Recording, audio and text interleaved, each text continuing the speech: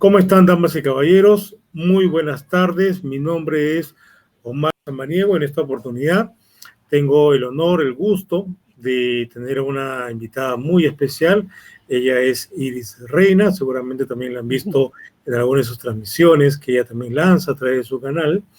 Y ella es especialista en transformación organizacional, lo que es cultura, gestión del cambio y otras especialidades dentro de su rubro de la psicología organizacional. Además, también ella tiene un background en lo que es ciencias de ingeniería. Ella llevó también unos semestres también en esa rama, por lo que entiende bastante bien la necesidad de la comunidad ingeniería. Ella es además Lean Six Sigma Black Belt, además de otras certificaciones.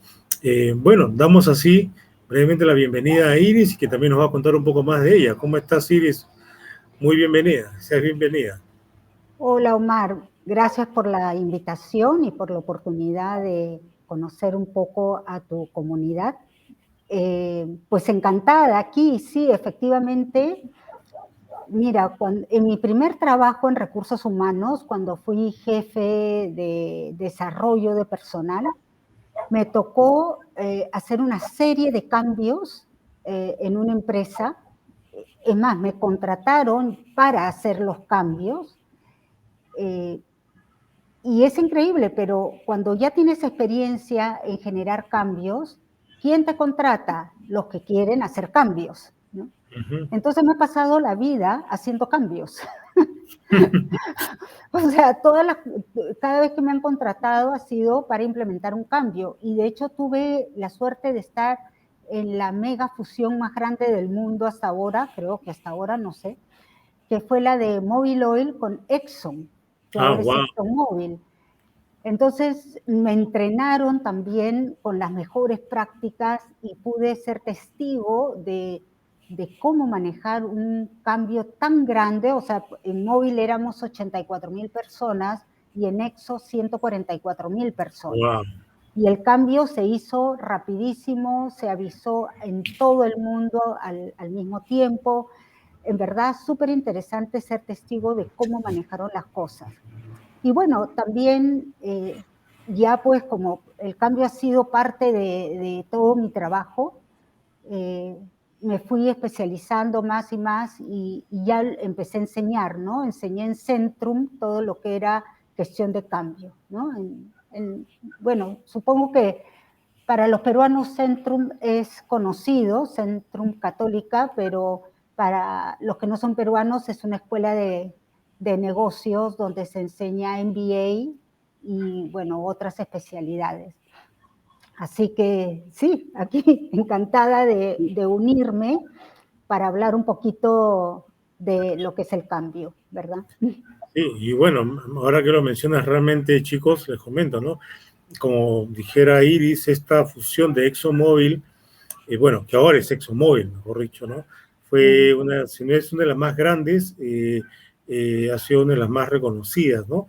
Inclusive creo que se han hecho casos de estudio en Harvard al respecto, y definitivamente la experiencia que tiene Iris en este tema, pues, es totalmente única, ¿no? Y de eso nos va a compartir. Bueno, quiero comentarte, Iris, y saber también tu opinión al respecto de unas tendencias que actualmente se están dando en la industria en general. Y en la parte de la construcción, pues obviamente no es la excepción. Estamos hablando de lo que es la PMO, que es la Project Management Office, que es el enfoque que se llevó a cabo, por ejemplo, en los Panamericanos, que junto con lo que fueron los contratos colaborativos, supuso pues un factor decisivo para el éxito de este proyecto, y también el tema del compliance, ¿no? Sobre todo en nuestro país, dado pues los problemas que hemos tenido, el tema de los escándalos políticos, empresariales que hubieron hace algunos años, ¿no? Entonces, hay algo que yo veo casi como un déjà vu, ¿no? Yo vengo de las canteras de la gestión de la calidad, también gestión de riesgos, riesgos técnicos para ser exactos, y desde que empecé mi vida laboral siempre he escuchado hablar de implementar, y el gran resumen para mí de la implementación siempre fue durante muchos años tu carta Gantt, sea en Excel, sea en MS Project, sea en Primavera, y si querías hacer una mejor implementación, lo hacías más detallado, y mientras más detallado, mejor, ¿no? Y al final, pues, resultado, implementabas, pero era flor de un día. Pasabas la auditoría, y después de la auditoría, cuando venía la segunda auditoría, tenías que ir como bombero a volver a ordenar todo, y oye, pero lo que armé se volvió a desarmar, ¿no es cierto? Entonces, y así, y entramos en un círculo, bueno, hay que poner más detalles, cambiar más procedimientos, exigir más, hablar a la gente para que puedan, y seguimos en ese círculo y veo que no, nunca acaba. Entonces, ese déjà vu lo estoy viendo también en lo que son las implementaciones de la PMO en algunas empresas, por ahora de manera primigenia, pero ya se ve, y también en el tema de compliance, ¿no? Un detalle, hace 20 años, más de 20 años, cuando yo recién empecé a trabajar, me acuerdo pues que había pues una obsesión por los procedimientos brutal, en el cual te rechazaban un documento si el lapicero era de tinta líquida y después había firmado con tinta seca. Y hace unas 3 semanas, luego de un servicio que debo a una empresa, me llama mi contacto y me dice, oye, discúlpame que no salió pues tu contraprestación. Le digo, bueno, en fin, bueno, ustedes son una gran empresa, no hay problema, ¿no? Pero te quiero explicar por qué, me dice. ¿Por qué? Mire este documento, ¿ya? ¿Cuál es el problema? Tiene una manchita, me dice. Y ahí, por eso me lo han rechazado, por tema de compliance. Entonces dije, ups, le he dicho, me has hecho retroceder 20 años, un déjà vu, y yo creo que acá hay cosas que hay que cambiar. ¿Qué nos puedes contar al respecto, Iris? Y nos cuentas qué es gestión del cambio, todo aquello, ¿no? Sí, mira, nosotros distinguimos entre gestión de un proyecto y el gestión del cambio, ¿ya? Porque el cambio implica a las personas. En realidad, al final, proyecto o cambio es lo mismo, pero se tiende a separar un poco, ¿no? Entonces, cuando uno tiene la mirada de gestionar un proyecto, es como que las personas pasan a ser máquinas, ¿no? O una máquina más. Pero las personas no son máquinas, pues. Entonces, cuando hablamos de gestión del cambio, estamos hablando de cambios de comportamiento. Y si tú quieres que se trabaje de otra manera, lo que hay que cambiar es comportamientos, ¿ya? Tú puedes, por ejemplo, cambiar un proceso, pero la gente va a tender a regresar a su misma forma de trabajo anterior. Entonces, yo también uso Gantt, y el Gantt me parece fundamental, y la parte del proyecto, la parte dura, es, como decir, la columna vertebral, ¿ya? Pero, ¿qué pasa si no, los órganos, la sangre y todo eso deja de funcionar? La columna, un esqueleto no te sirve, ¿no es cierto? Uh-huh. Ahora, si tienes todos los órganos, la sangre que fluye, pero no tienes el esqueleto, eso se va a caer. Entonces hay que abordar los dos temas. Todo proceso, todo vas a meter un nuevo sistema informático, vas a implementar 9001, vas a implementar mejora continua, cualquier tipo de cambio que hagas implica cambios en formas de trabajo de la gente. Y esas formas de trabajo es justamente lo que llamamos la cultura organizacional. ¿Qué es la cultura? Las formas predominantes de trabajo, ¿no? Entonces, si no lo ves dentro de un cambio cultural y por tanto de comportamiento, no es sostenible, no es sostenible. Porque hasta, mira, la mayoría de empresas que han implementado SAP, ¿ya? ¿Qué es lo que dicen? No lo estamos aprovechando. ¿Por qué? Porque están haciendo las cosas como las hacían antes, pero en un sistema más grande. Es como que tú manejas mal, ¿no? Y pasas de un Volkswagen a un Mercedes, pero sigues manejando como siempre has manejado. Así es. Entonces, Sí. entonces no aprovechas las bondades del auto. El auto tiene ahora, por ejemplo, que las luces automáticamente se prenden o se apagan, o van cambiando de intensidad de acuerdo a la necesidad. Tienes que te acercas al auto y ya se abre, tienes que se regula tu asiento para ser más ergonómico y tiene una memoria y tú pones, cuando me subo yo, aplico mi memoria. Ya, pero ¿qué hace la gente? Quita el automático para usar el manual. Arregla su asiento como siempre y nunca le pone la memoria. O sea, al final terminas usando ese Mercedes que tiene todo automatizado, lo vuelves a manual para que el Mercedes se acomode a ti y no usas, perdón, perdón, me entró una llamada, pero no haces, no utilizas nada de las bondades para las cuales se supone que compraste ese Mercedes, o por lo menos alguien, espérense, José, estoy en una conferencia, te llamo terminando. Llame apenas pueda porque acabo de hacer la reunión. Ok. Chao. Perdón, mi hijo que está en Canadá y no sabía cómo avisarle que me entra la llamada, sí. Bueno, disculpen. Entonces, eso quiero dar como ejemplo de que no solamente es cuestión de, ok, ya dejé el otro sistema, estoy usando el SAP. Las compañías que realmente aprovechan las bondades de la nueva infraestructura, sistema o cualquier cosa que hayan adoptado, es muy baja, muy baja. De hecho, en las investigaciones en Harvard, a mí me gusta leer de John Kotter, que tiene 30 años investigando. El autor de Leading Change, ¿verdad? O Liderando el Cambio. Claro, Liderando el Cambio, tiene varios libros y tiene varias investigaciones.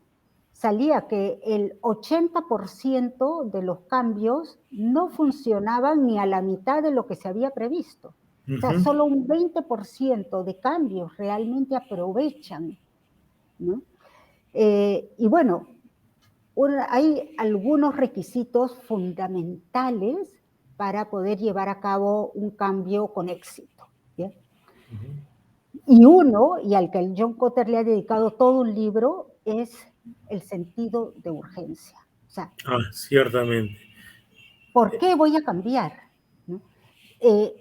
Además de lo de John Kotter, yo he tenido muchos clientes, bueno, tengo clientes donde quieren implementar cambios. Y yo lo que les digo siempre, y eso es lo que hago, es primero hagamos un diagnóstico de qué tan preparado estás para ese cambio y cuáles son los grandes retos que tendrías por la cultura que tienes, ¿no?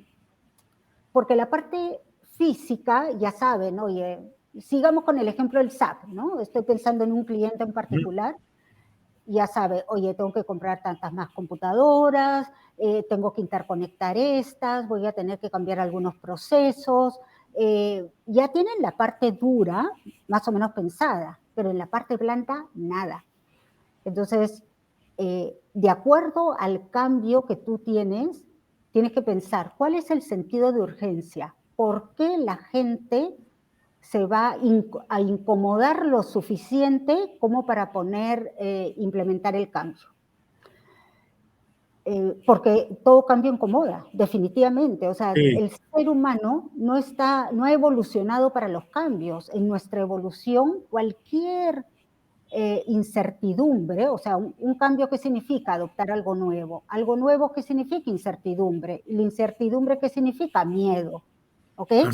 ¿Y qué pasa cuando tienes miedo? Te pones en ataque, huida. Ese es el ser humano, o sea, no hay más. Y lo natural es que ante cualquier cambio uno saque sus resistencias. O sea, es nuestro mandato de ADN hasta ahora, de la evolución que tenemos. Y eso hay que entenderlo. Entonces tú tienes que saber que cada vez que tú planteas un cambio vas a tener resistencia de la mayoría de la gente.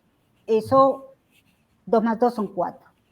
Entonces, ¿qué haces? Si la gente sabe, comprende que esto es sobrevivencia, o lo haces porque no hay forma, la gente va a tender a sumarse.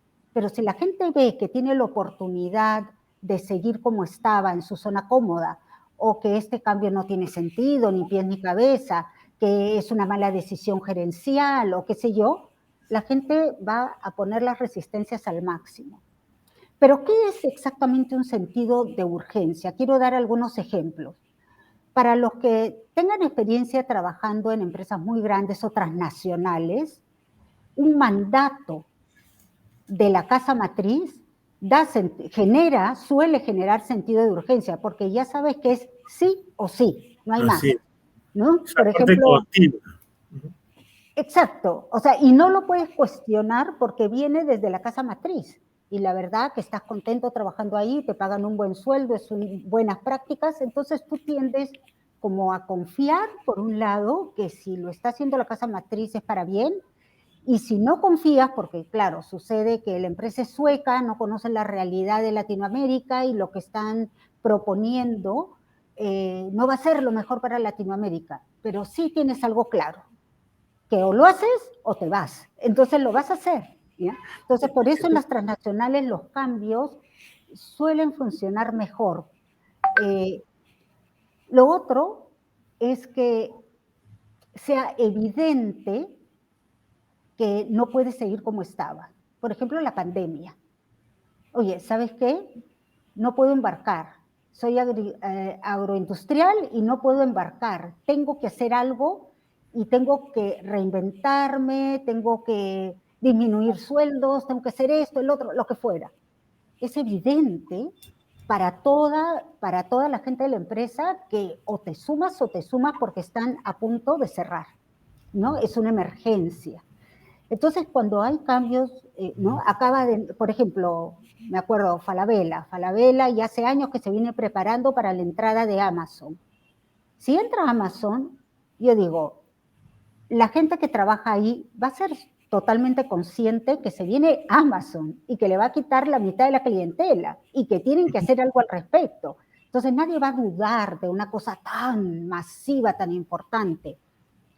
Pero yo he visto, por ejemplo, volviendo al SAP, por decir, o a temas de mejora continua, que es, oye, ¿qué es lo que voy a cambiar? La forma en que proceso toda mi contabilidad, mis inventarios, todo, pero si lo estamos haciendo bien, ¿por qué SAP? ¿No? O sea, lo venimos haciendo y funciona. Y ahora me están diciendo que no, que hay que cambiar el proceso me lleva a cambiar los procesos que tengo en 9001, ¿eso qué significa? Que son una burocracia, un papeleo para hacer lo mismo en otro sistema. Y cuando se cambió en 9001, hubo también un cambio que seguramente fue duro, y ahora otro cambio, y al final uno le pierde pues el sentido, ¿no? Yo creo que ahí alguien de arriba tiene que explicar dónde engranan las cosas, ¿no? O qué estrategias has visto para que la gente sea un poco más dócil, porque a veces si es el cambio por el cambio, que a veces un poco es la sensación que la gente tiene, va a haber mucha resistencia, ¿no? Sí, en cada cliente es diferente, ¿ya? Hay clientes en que el sentido de urgencia es tan abrumador que no hay necesidad, ya lo tienes, ya, check. O sea, lo principal para el cambio, la base, que es el sentido de urgencia, ya está. Pero hay clientes que no. Hay muchos clientes que lo que buscan, por ejemplo, oye, quiero meter inteligencia artificial. Y mucha gente no cree, porque no, que en el Perú es muy difícil, no podemos generar un algoritmo con la cantidad de variables que tenemos o con los cambios que hay en este momento, con la pandemia o con... No le falta razón, es difícil meter inteligencia artificial en este momento cuando tus predicciones son... O sea, cuando tu histórico no te ayuda para nada a las predicciones, ¿no? Y lo que predices para un mes, de repente en los 2 meses cambió todas las reglas de juego.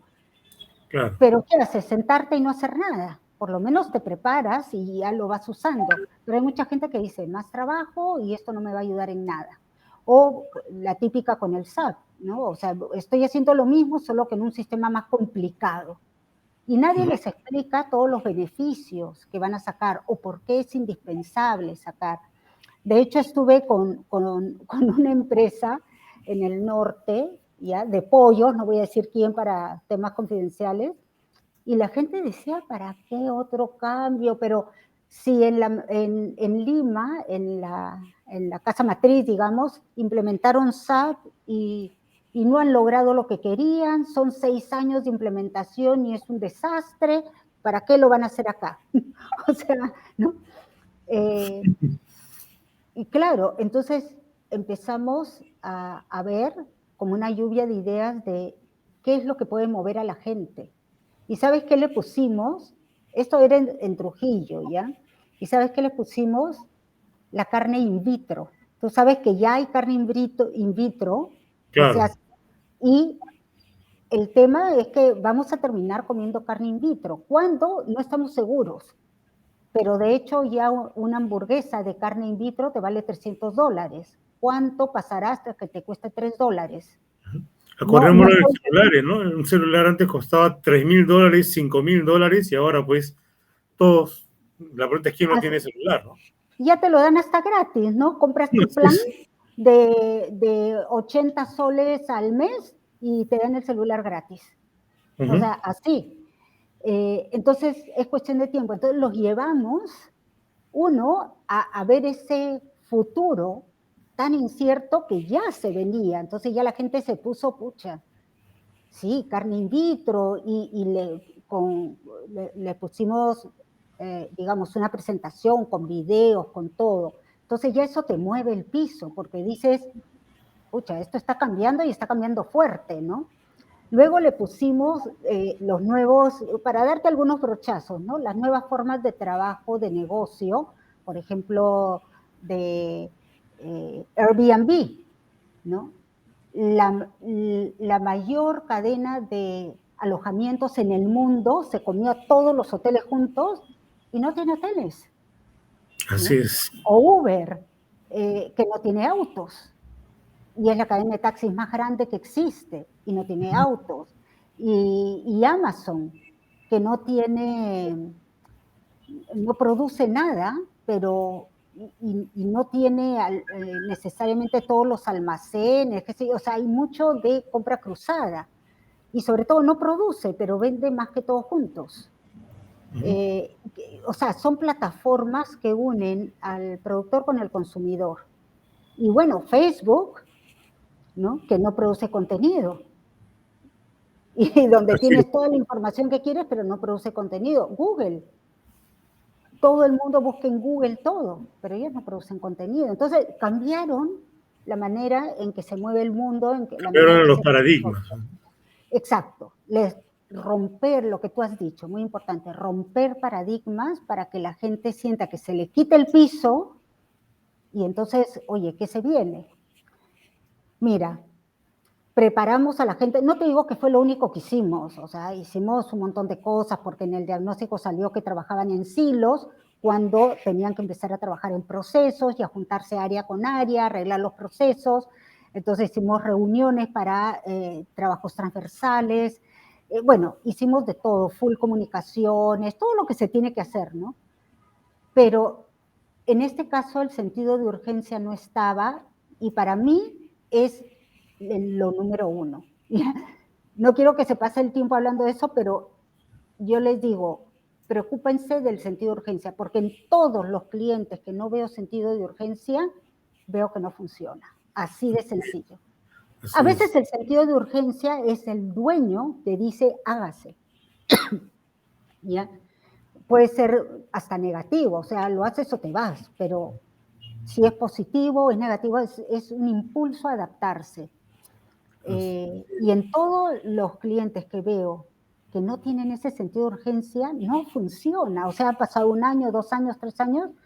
Yo trabajo con una consultora de RTM y yo le digo al dueño, ¿no? Le digo, Hugo, pero mira, hace 1 año y medio vimos que en el diagnóstico no había las condiciones para la mejora continua en este grupo minero.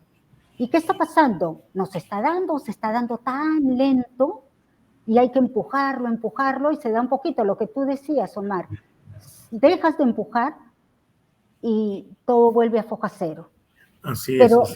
Pero eso se veía, ¿no? Entonces, Y en el tema de justamente mejora continua, y algo que hay que tener en cuenta, yo creo que por ahí va aquí del asunto, es aterrizar las cosas en términos de dinero, ¿no? Porque las empresas son empresas con fines de lucro, no son ONGs, ¿no? Y el lucro es bueno, el lucro permite reducir la pobreza, el lucro permite más oportunidades de trabajo, esos son los resultados de la empresa privada en ese caso, ¿no? Entonces, yo, por ejemplo, a mis alumnos, ¿no?, de posgrado, yo siempre les digo, miren, yo he inventado un término que creo que es bien útil, suena financiero, pero no lo es, que es la utilidad antes de reprocesos. Generalmente se habla de la utilidad antes de impuestos, ¿no es cierto? Y si tú ves los estados financieros, difícilmente vas a ver, a esto se debe a reprocesos. O sea, generalmente está dentro del gasto operativo y es lo que es, como dicen, ¿no?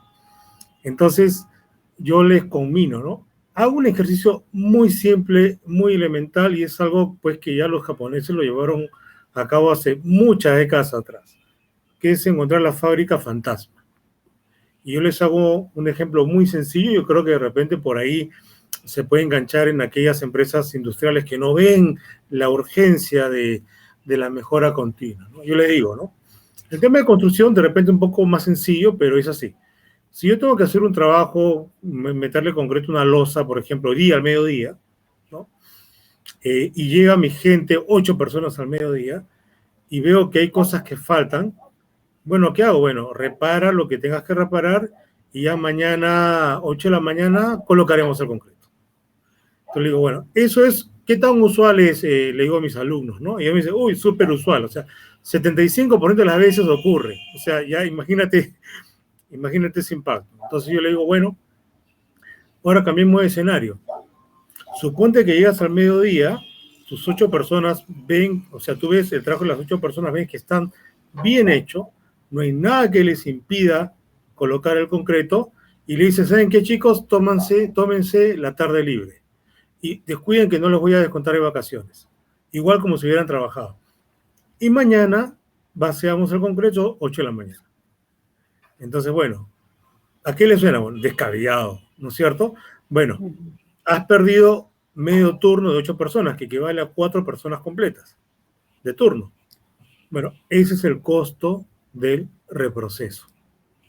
Y es algo, como ustedes mismos me han dicho, que ocurre a cada rato. Entonces, si no medimos, no se puede mejorar lo que no puedes medir. Si no se mide, no existe.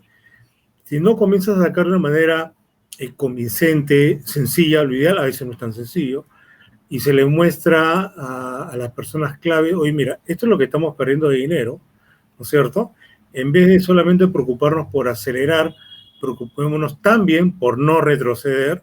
Yo creo que por ahí podría haber un tema de sentido de urgencia, ¿no? Pero aún así hay perfiles de gente que igual son los resistores. Tú le puedes demostrar que 1 más 1 es 2, pero y dale que dale. ¿Qué hacemos con esa gente en particular? Ya, mira, yo diría que para pensar en un cambio necesitas tener 3 cosas bien puestas, ¿ya? Una, como te dije, el sentido de urgencia. Otra es un liderazgo convencido, ¿ya? A la hora, si tú trabajas en una empresa de construcción, que son tus clientes, ¿no? No, está Perdón. bien. Y esa empresa de construcción tiene un dueño que está más o menos presente, o un gerente general que tiene todo el apoyo de los directores, lo que tú quieras. Y ese gerente es firme en decir, vamos a hacer esto, le explica a la gente por qué, está presente, habla con todos sus gerentes, va haciendo seguimiento. Hay mucho más probabilidades que la gente se sume o por miedo, porque está viendo el dueño que está ahí metido, o por confianza, ¿ya? Porque confía y dice, pucha, si el dueño está metido es por algo, ¿no? Aparte de los argumentos que tenga. Por ejemplo, en este cliente del norte, uno de los dueños, que es el Delfín, digamos, el que todo el mundo sabe que va a manejar el negocio, y que de hecho lo maneja ya, estuvo en el kickoff, en la reunión de kickoff, estuvo con todos los gerentes, o sea, estuvo presente. hasta que agarró viada y de ahí ya se lo dejó al gerente general de la zona norte, ¿no? Claro. Entonces, el liderazgo es clave también, porque en el momento que el líder más alto de la empresa pestañee, todo el mundo pestañea. O sea, sí. ¿No?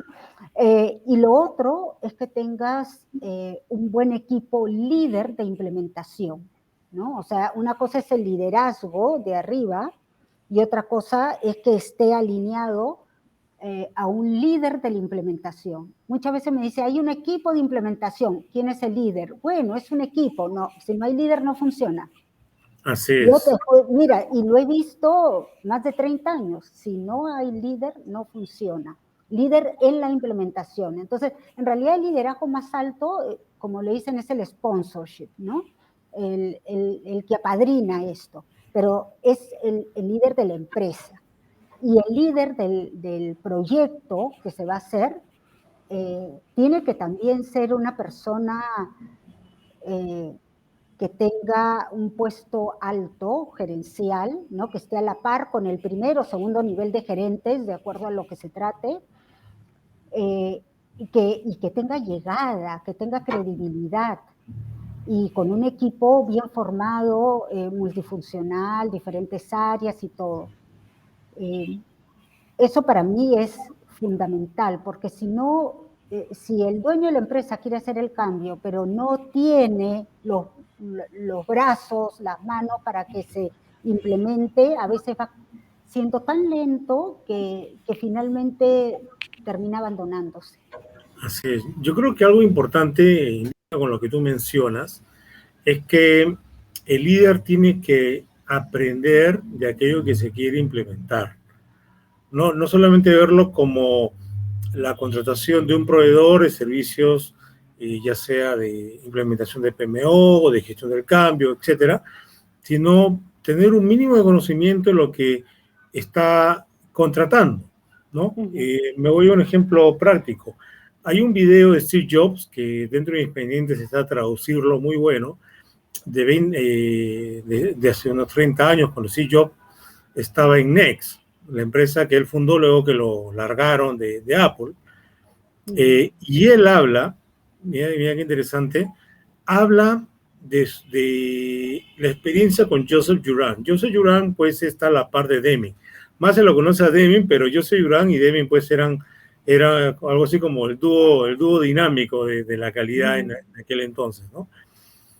Y él comentaba pues acerca de esa suerte de viaje con Joseph Juran. Lo que él aprendió de él era casi pues como su discípulo, ¿no? Uno siempre ve a Steve Jobs como el grande, como el gran sumo sacerdote, ¿no? Pero él también fue un discípulo, ¿no? Y hablaba mucho de él. Y lo que me llamó mucho la atención, y yo creo que esa mística todavía continúa en Apple, pero fíjate, empezó de un líder que primero dijo, tengo que aprender. Ok, yo no voy a pretender ser Steve Jobs ni Joseph Juran, pero tengo que saber lo mínimo, lo básico, porque si no, ¿cómo voy a exigir a la gente? ¿No es cierto? Y tengo que estar convencido porque lo he vivido, ¿no? Y así yo comentaba, ¿no? En esa entrevista, que a diferencia de la industria japonesa, en Estados Unidos, y creo que hasta ahora, se promociona la calidad del producto, ¿no? Mira, tengo este producto es de calidad, ¿no? Cómprame que soy de calidad, ¿no? En cambio, él decía, pues, que la industria japonesa, más bien ellos no promocionan la calidad de sus productos. Ellos se preocupan porque la gente hable la calidad del producto, que es muy diferente a que el productor hable de la calidad del producto, ¿no? Y es por eso que no es extraño, pues, que Steve Jobs viene, bueno, ya no está él, ¿no? O sea, cada septiembre lanza su iPhone, esto es, quiérame, adiós. O sea, ya, fin. O sea, yo sé lo que estoy dando. O sea, ¿para qué más? O sea, si es un producto bueno, ¿no? Tú vas a comprarlo y esto va a seguir increciendo, ¿no? Yo creo que es algo que es importante y sobre todo, y acá de repente un poco también de testimonio personal, yendo más allá, algo muy modular, los conceptos, ¿no?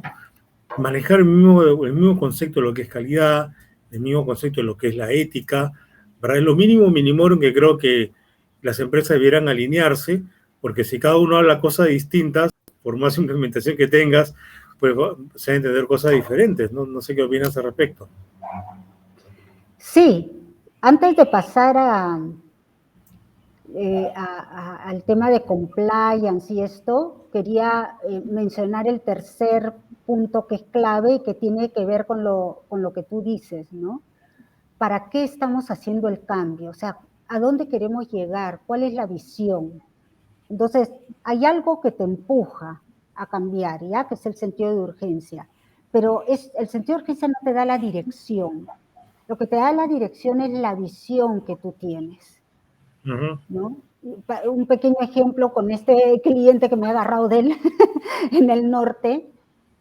Les enseñamos cómo el SAP fue desarrollado entre Holanda y Alemania, creo, Holanda y Alemania, tomando las mejores prácticas a nivel mundial. Les enseñamos cómo casi todas las grandes empresas usan SAP. Y lo que les dijimos, mira, después de ponerles qué empresas usan SAP y que lo importante de todo, lo que le dijimos es, las prácticas, o sea, lo que te presenta SAP son las mejores prácticas puestas en un sistema. Entonces, si tú usas SAP, te aseguras que vas a tener las prácticas de clase mundial, ¿no? ¿Qué quiere decir? Que si tú ahora estás haciendo las cosas de una manera que son muy diferentes a las que haces con SAP, tus prácticas son antiguas, no son las mejores, son obsoletas. Entonces, si tú llevas tus prácticas al nivel que requiere SAP, ¿qué quiere decir? Que estás a nivel de clase mundial. Entonces, ¿qué tiene sentido? ¿Que SAP se adecue a ti o que tú te adecues a SAP? Y a todo el mundo le quedó clarísimo, claro, me tengo que adecuar a un sistema que representa las prácticas de clase mundial. No tiene sentido que trate de que el SAP se adecue a lo que ahorita son mis necesidades. Y de verdad ese argumento y como lo presentamos hizo que nadie empezara a decir, no es que lo hacemos así, oye, ¿me puedes hacer este cambio en SAP? ¿Para qué? Oye, no se dio. Y algo que me decía, porque lo trabajaba, quien veía el proyecto era IBM, algo que decía IBM era, oye, qué bien, en esta empresa la gente no está pidiendo que le hagan los módulos o las cosas que estaban haciendo, ¿no? Los PDDs, que no sé ni qué significan, ya me olvidé, como yo los quiero, sino que están adecuando sus procesos y procedimientos para usar lo que viene del sistema. Entonces, para mí fue un gran aprendizaje porque yo no sabía qué problemas tenía IBM en la mayoría de sus clientes que no los tuvieron acá.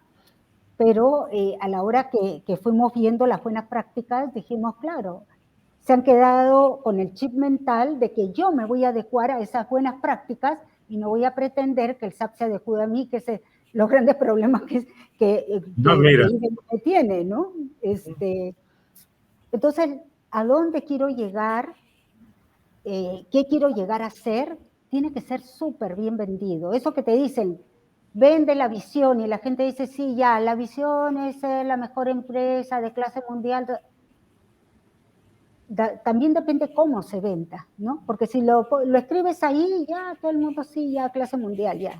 Pero a la hora que has visto la carne in vitro, te has entendido cómo viene el SAP, que toma las prácticas de clase mundial, y entonces si tú vas a hacer clase mundial y todo el rollo, y lo haces bien, a la gente le entra y se le queda en el cerebro, ¿eh? De verdad, yo lo he vivido, o sea, lo he vivido con eso y funciona. Entonces es no solo, o sea, quizás resumir en 3 requisitos fundamentales, es el sentido de urgencia, el liderazgo y el equipo líder, y la visión. Yo diría que son 3 cosas fundamentales, que si no tienes eso, mejor no hagas el cambio, ¿no? O sea, claro. Te va a salir muy caro.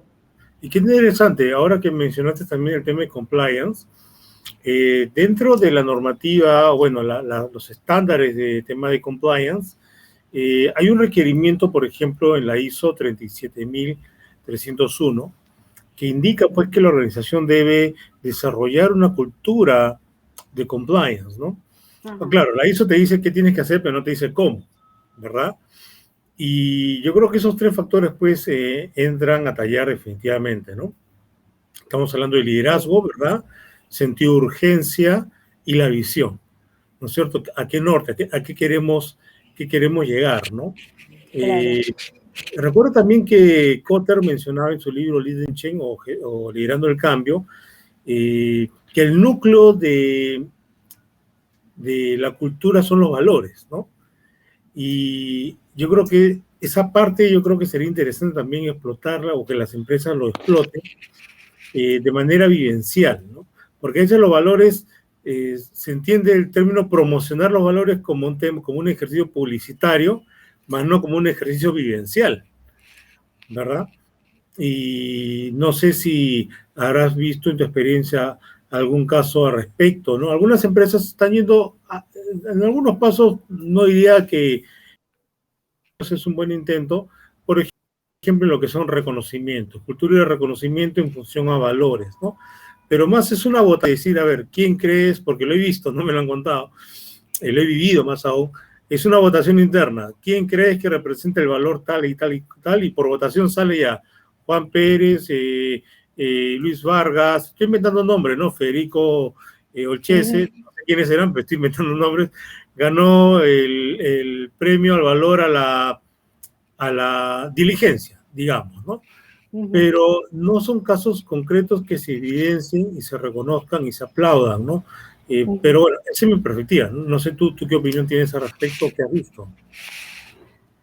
Bueno,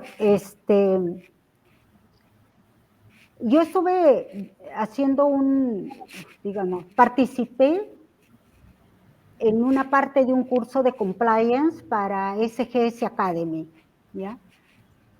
Porque tengo colegas que han estudiado esto de compliance y que se dedican a eso. Y como me dice este colega, es hacer lo correcto. O sea, el tema de compliance, si quiere decirlo en 2 palabras, es hacer lo correcto. Y hacer lo correcto parece que no es tan fácil como uno piensa, ¿no? Por un lado, ¿qué te encuentras?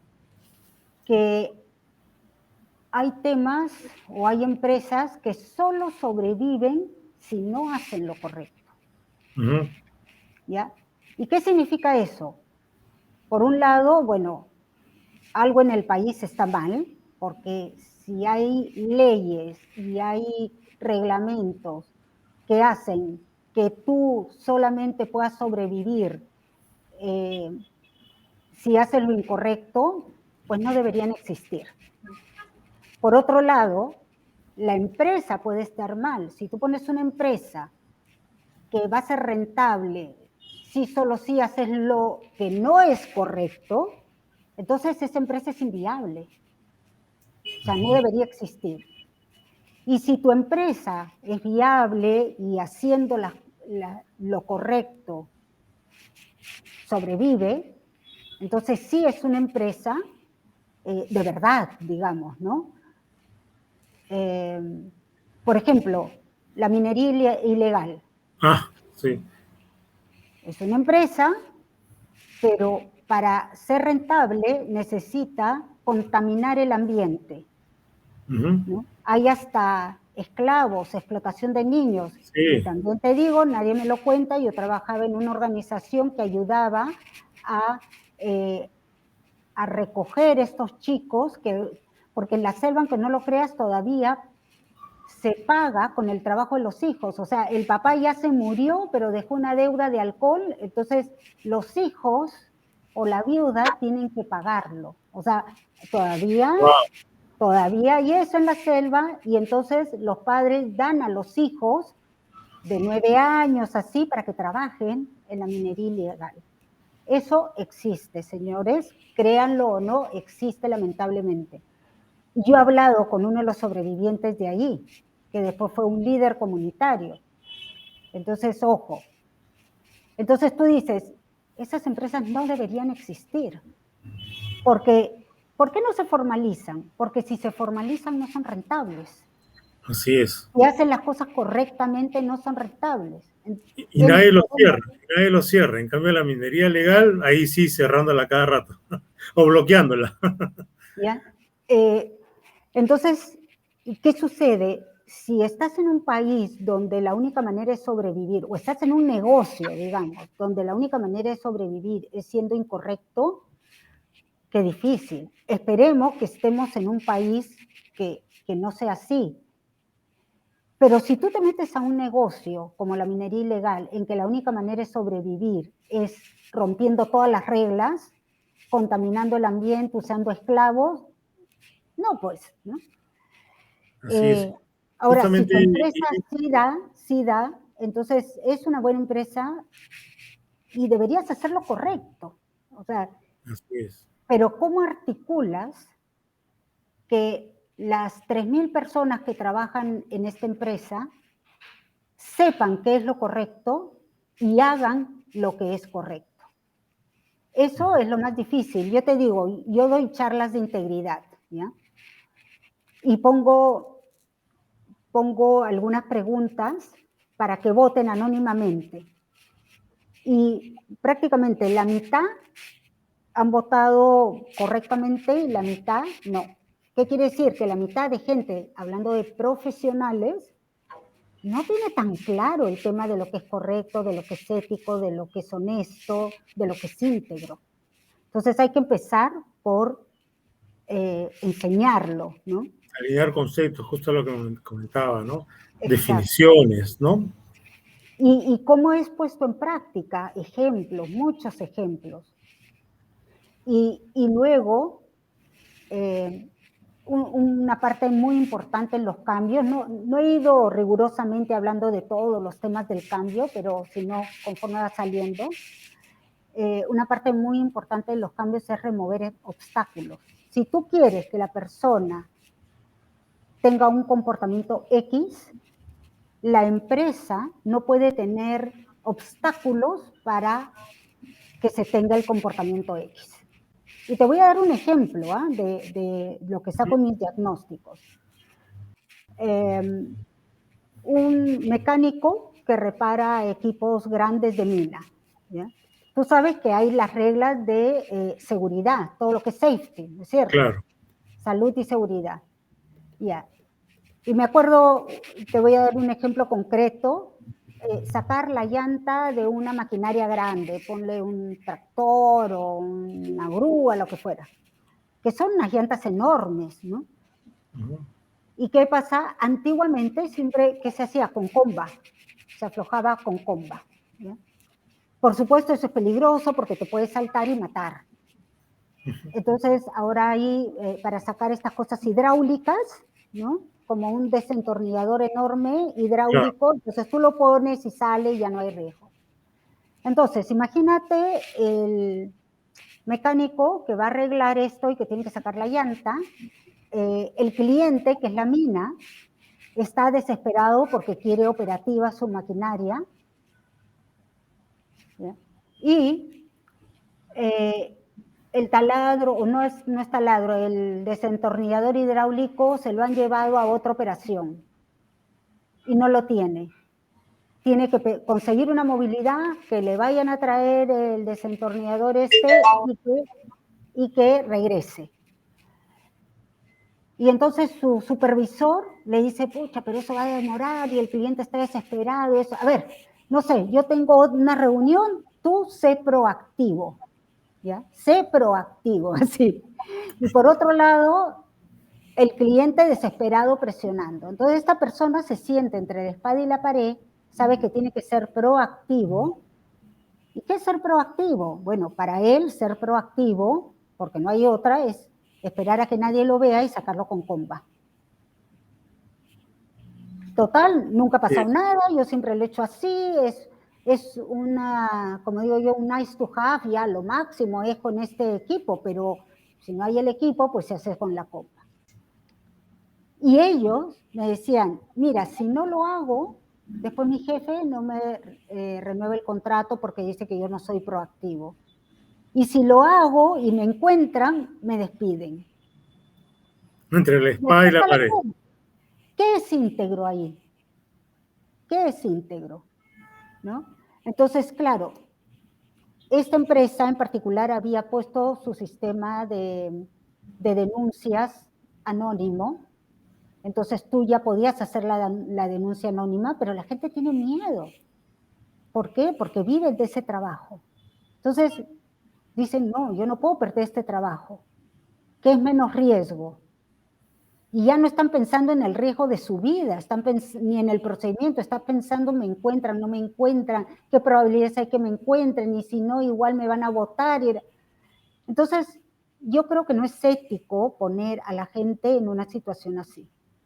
Y lamentablemente ese es el tipo de situación en la que se ve la gente. Y después tú le preguntas al gerente, ¿por qué estos incidentes? ¿Por qué las personas no siguen el procedimiento? Ah, es su actitud, es un problema de actitud.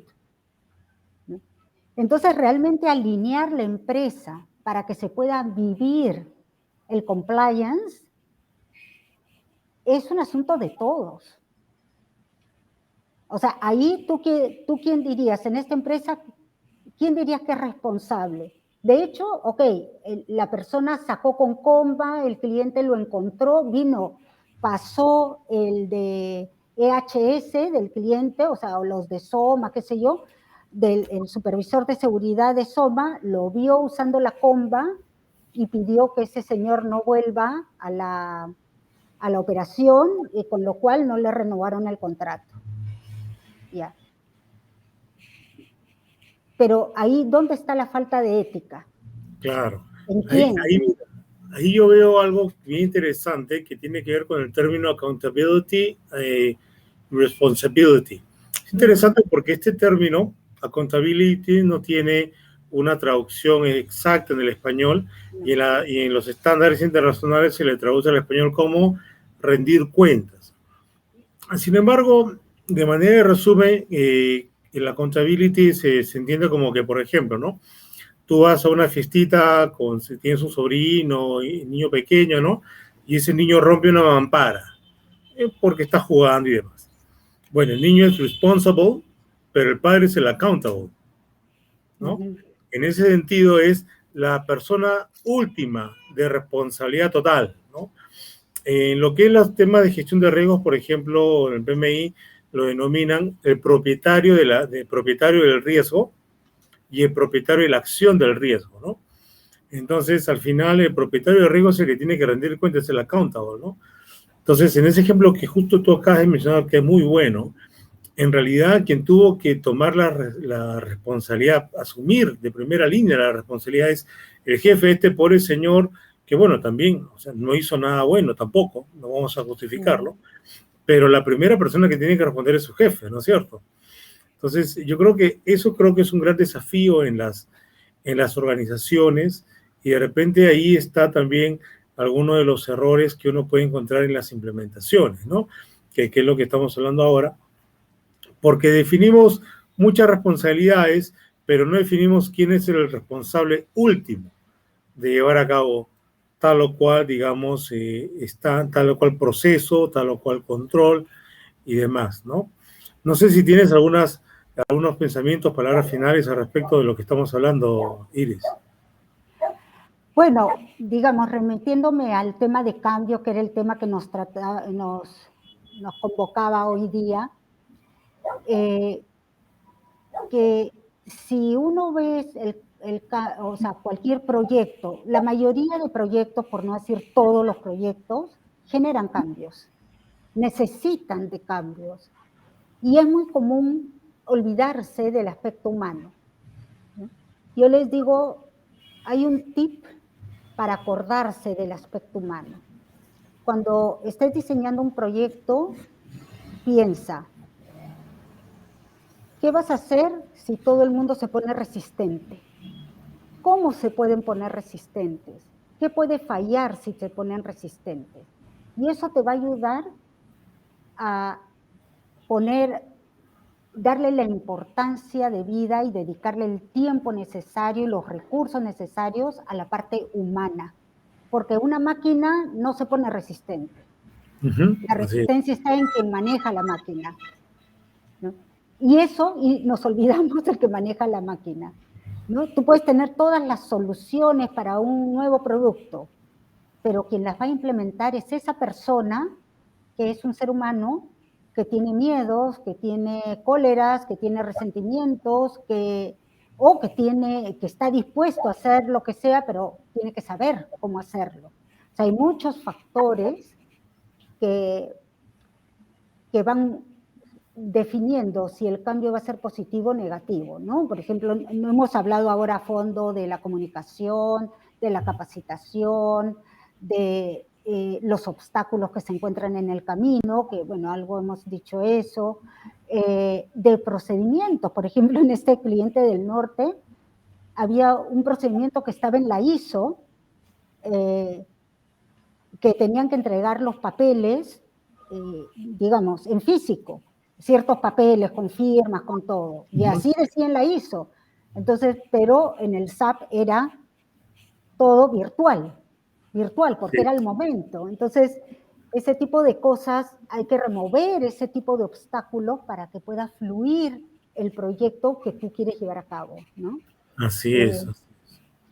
Yo creo que eso es interesante. Y está asociado, ahora que lo mencionas, pues, con la interpretación, ¿no?, de lo que se da en la ISO, ¿no? Porque a veces la manera más simple de interpretar un estándar es, hago procedimiento para todo, cosa que me aseguro, ¿no es cierto? Y al final el sobrecontrol conlleva también a las fisuras del control, ¿no? Porque la gente se ve tan encorsetada que después quiere comenzar a tomarse atajos, y a veces esos atajos también son una puerta abierta para las faltas éticas también, ¿no es cierto? Sí, o la gente que no cree, porque mucho hay qué exageración. Así los procedimientos y los controles que hay que tener para evitar el peligro, ¿no? Para poder trabajar con seguridad. Es demasiado exagerado, y eso aumenta los costos. Así es, así es. Ahora, yo me acuerdo, sí. Si la gente no le queda claro de qué te está evitando ese riesgo, ese control, qué riesgo se está previendo, entonces no le vas a dar importancia. Por ejemplo, yo me acuerdo en los proyectos mineros que al comienzo, ¿no? O sea, estos más de 20 años que tengo experiencia, al comienzo tus controles, tu IPRC eran pequeños, ¿no? Después se hacía más grandes, después tú veías, wow, era un flashback a la época de la universidad donde tenías que hacer integrales y derivadas, una complejidad, y las empresas comenzaron a crear un puesto que se llamaba el hipercetero. ¿Verdad? Eso nunca lo había escuchado. ¿Sí? Y tenía también, una vez me mandaba una foto, lamentablemente la perdí, así con su cartelito, ¿no? Tenías al de seguridad, al de calidad, control de proyecto y al hipercetero, ¿no? Entonces, y ese era el trabajo, e inclusive subcontrataba, ¿eh? Daban servicios de subcontrato para hacer el hiperc a otras empresas. O sea, porque hay veces cuando haces un sobrecontrol por encima de lo que realmente necesitas, ¿no es cierto?, puedes tener estos problemas, ¿no? Yo siempre digo, cuando me preguntan, ¿no?, el tema de calidad, por ejemplo, que también es lo mío, oye, pero ¿cómo saber si hago o no un procedimiento? Porque finalmente me lleno de procedimiento, la ISO me pide procedimiento. Bueno, le digo, mira, la ISO ya no pide procedimiento, por lo menos desde el año 2015 ya no dice en ningún lado ni procedimiento, ni siquiera plan. Con eso no quiere decir que no vayas a necesitar un plan. Pero pregúntate si le aporta valor. Ahora, el aportar valor a veces suena muy gaseoso, ¿no? Ah, bueno, aporta valor, no valor. Bueno, el valor se puede entender como la reducción de la variabilidad. O sea, si tú reduces la variabilidad, tienes más calidad. Y la calidad es lo que le aporta valor al cliente. La productividad le aporta valor al productor, ¿no? Claro. Que está en velo por ese lado, ¿no? Ve si le aporta valor, ya sea que, oye, mira, en este proceso siempre me equivoco, bueno, ve dónde te equivocas, estandarízalo, puede ser un diagrama de flujo, puede ser verbal, Y si aún así no funciona, bueno, por un procedimiento, ¿no? O algo más ágil, crea un flujo en un sistema, ¿no es cierto? Y de esa forma estás controlando, restringiendo el flujo para que ya no haya tanta variabilidad que se expresan en defectos. Pero si no, este es otro proceso, te va bien, la verdad es que el ratio de defectos es bajo o nula, ¿por qué lo vas a complicar? ¿Por qué vas a encorsetar a la gente? ¿No es cierto? Yo creo que esa es la clave, ¿no? Esa es la clave. Y además, pues, creas menos obstáculos, o pero menos opciones para romper la normatividad propia de la empresa, como dice el dicho, ¿no? Echa la ley, echa la trampa, entonces quitémonos de trampa, pero también bajemos la variabilidad, ¿no? Es lo que, bueno, Claro, porque, por ahí porque pienso, además voy a ir tú también. dices, si el nivel de defectos es muy bajo, bueno, puedo vivir con ello. Así Sí, es, sí, pero no cuando el defecto es una vida. Ahí así sí es, es cero. Ahí tiene que ser cero. Porque no puedes así es, decir, bueno, un 1%. Oye, si tengo 10.000 empleados, ¿cuánto es un 1%? así es, totalmente, ¿Ya? ¿Se van a totalmente. morir 10? 10, 1% creo que serían 10, ¿no? O sea, Ujú, ¿normal que se mueran 10? No, pues, ninguno. así es. Y yo O me cuando, acuerdo, sí, dime. pues, cuando yo recién empecé, se comentaba, inclusive era una empresa global, ¿no? No voy a decir el nombre, pero te hablo pues 20, 25 años atrás, cómo era el estándar del mundo. Me acuerdo que en la empresa nacional donde trabajaba decía, mira, vamos a seguir el estándar de X empresa, porque ellos, por ejemplo, calculan que por cada 1 millón de horas hombre hay un casualty, ¿no? Ah, Ujú. ya, entonces ese debe ser nuestro estándar. Entonces digo, wow, o sea, imagínate, 25 años después es un escándalo. Hoy en día, obviamente, la tolerancia de la vida humana, como tiene que ser, es cero, o sea, no puedes tener ningún Claro. caso. Claro, acuérdate, estaba leyendo hace un tiempo la construcción del tren en el Perú, ese que iba de norte a sur, o creo que la carretera central, el tren central, no me acuerdo cuál era, que habían muerto 10 millones de personas a lo Wow, largo de toda la construcción. Claro, muchos por o contagios, 10.000 tal vez, ¿no? muchos. O sea, era una barbaridad, era algo increíble. Claro que había sido muchos años y había sido, no era todo el tema de accidentes, eso era menos, era más que nada por plagas en ¿Mm? aquellos tiempos y cosas, lo que quieras, ¿ya? Ujú. Pero, pero antes era así, igual, por ejemplo, leí una novela americana, pero se trataba de un pueblo minero. O sea, todo el mundo que vivía ahí era porque el marido, porque las mujeres no trabajaban, el marido iba a la mina.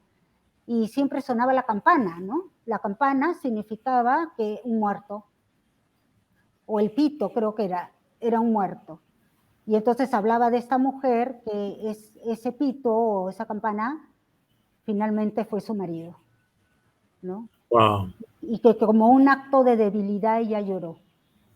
Porque la muerte era pues la muerte, ¿no? O sea, uno no lloraba si se moría tu marido. O sea, estamos hablando de esas épocas, ¿no? Ujú, O sea, 300, 400 años atrás, no sé. Pero mira, ¿de dónde viene el mundo? ¿De dónde vienen las prácticas? ujú. Así es, así que seguimos evolucionando, ya sea a nivel global, a nivel país, a nivel organizacional, y eso siempre es un cambio y busquemos pues siempre enfocarnos con las mejores prácticas, como hoy en día también nos ha compartido abundantemente Iris. Iris, bueno, te agradezco bastante por tu tiempo, por colaborar con este humilde canal, y bueno, también agradecemos a todos los que nos están sintonizando y también a aquellos que van a ver la grabación. Pueden encontrar a Iris también acá en LinkedIn. Ella también transmite muy buenos en vivo. Por otro lado, también ella da capacitaciones. De repente, cuéntanos un poco de aquello, cómo te pueden contactar para las capacitaciones. Sí, a través de LinkedIn es lo más fácil para que me encuentren, me escriben nomás, y además ahí tengo mi teléfono también. Sí, formo a gente, o sea, normalmente lo que trabajo es lo que es la cultura organizacional y doy las capacitaciones en línea con la cultura que se quiere lograr, ¿no? A veces sí me piden ya clientes que me piden capacitaciones en temas de habilidades blandas, liderazgo estos temas de integridad o diferentes, equidad de género, me van pidiendo diferentes cosas, pero lo mío es liderazgo y habilidades blandas, y para empresas es también todo el tema cultural, ¿no? Gestión del cambio, cambios culturales y todo. Y bueno, a sus órdenes, me ubican en LinkedIn siempre. Perfecto, perfecto. Bueno, muchas gracias nuevamente, gracias a todos los que nos sintonizan. Y bueno, ya nos estaremos viendo, estaremos dando más noticias y seguramente vamos a tener a Iris nuevamente en una siguiente edición. Muchas gracias, Iris, muchas gracias a todos. Que tengan una muy buena semana. Nos vemos. Gracias, gracias. Nos vemos. Chao, chao.